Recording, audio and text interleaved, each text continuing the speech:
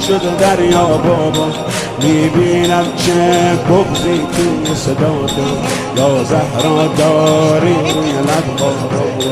قربون دستای لرزونت بابا، پر خون زلف پریشونت بابا، اشکاتو پاک کن مگه زینب مرده، قربون چشمای گریونت بابا،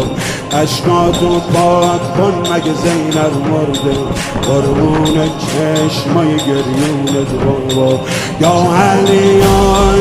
علی یا علی یا علی یا علی یا علی یا علی یا علی یا علی یا علی یا علی یا علی.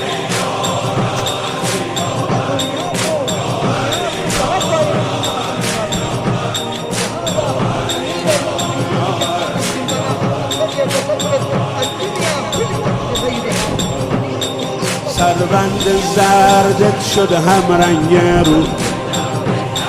رد خون خشکه روی گوشه ابرو، اما انگار رفته دلتون جا شد، شب بود و تنهایی و غربت تابود، میریزه آب روون اسما ای وای، رو جسم بی جون زهرا ای وای، نیمه شب تاریک تاریک تاریک، ای در مونده تنهای تنها ای وای، میریزه آب روون اسما ای وای، روی جسم بی جون زهرا ای وای، نیمه شب تاریک تاریک تاریک، ای در مونده تنها تنها ای وای، عمری این غم قاتل قلبت بوده، وقتی پر زد دیدی که ابرو کبوده، میسوختی و میگفتی یار جوونه، زهرا جان خیلی برات داد بزرگه، بابا تو امشب میشی مهمون مادر، از ما بیشتر درد تو میدونه مادر، امشب میشه مرهم زخم سر تو،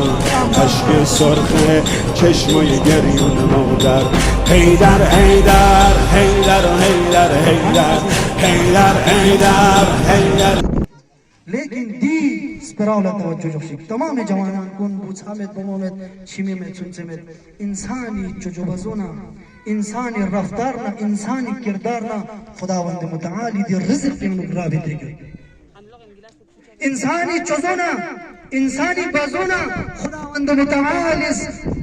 نعمات کننا خداوند متعالی رزق پیمون خاص رابطه گی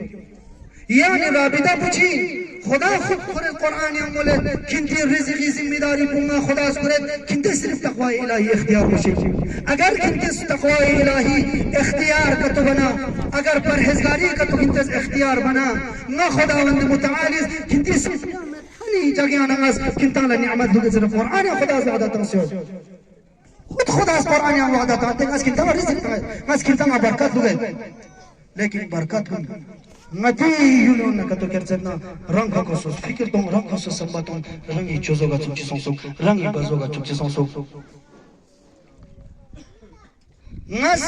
zezde daksa ngati chozona ngati bazona khudawand